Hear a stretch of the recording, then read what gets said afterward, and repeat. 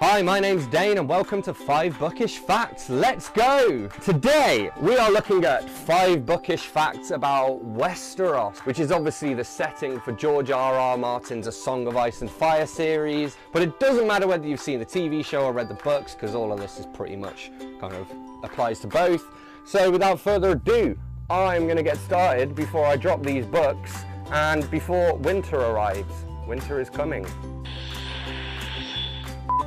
So fact number 1, the first example of man encountering the others, which we also know as the White Walkers, came during the Long Night, which was around about the dawn of the Age of Heroes. Basically, the Long Night was a period of winter that lasted an entire generation, so people were born, lived and died without seeing any other season. Quite a few people didn't even see the sunlight, and the White Walkers attacked at this time, and they were riding undead horses and even giant spiders. Spooky. Okay, so there are 2 different types of raven. There are the black ravens that we're already familiar with, that are used to send messages from one place to another, and then there are the white ravens, and these are bred exclusively in the citadels of Old Town, and they're much more intelligent than the black ravens, and they're used only to signal the change of seasons. Okay, so we're all familiar with grayscale. It's not good. It's like meningitis, but worse. Anyway, grayscale has its origins in the defeat of Prince Garin, who was forced to watch his enemies enslave his women and children.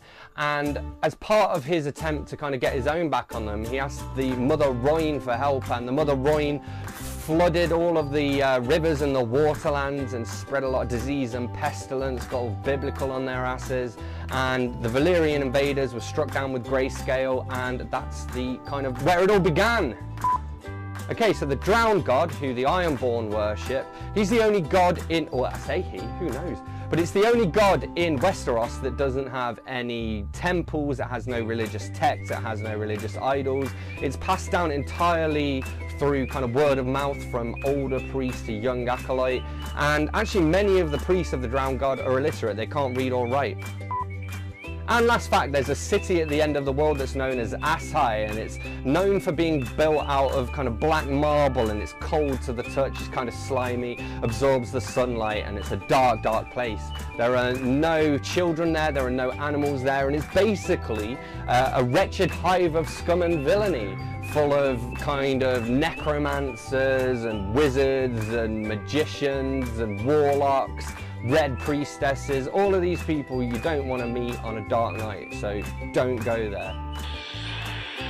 So thanks as always for watching 5 Bookish Facts. Don't forget to hit subscribe for a new video every Wednesday, or leave a comment and let me know kind of a book or a series, an author, a genre, a publisher, anything like that that you want me to do a top 5 on, and I will do that if I can, and I'll see you sometime soon. Bye. Boo boo boo boo boo. Boo boo boo boo boo. Oh yes, that smells good. Yes.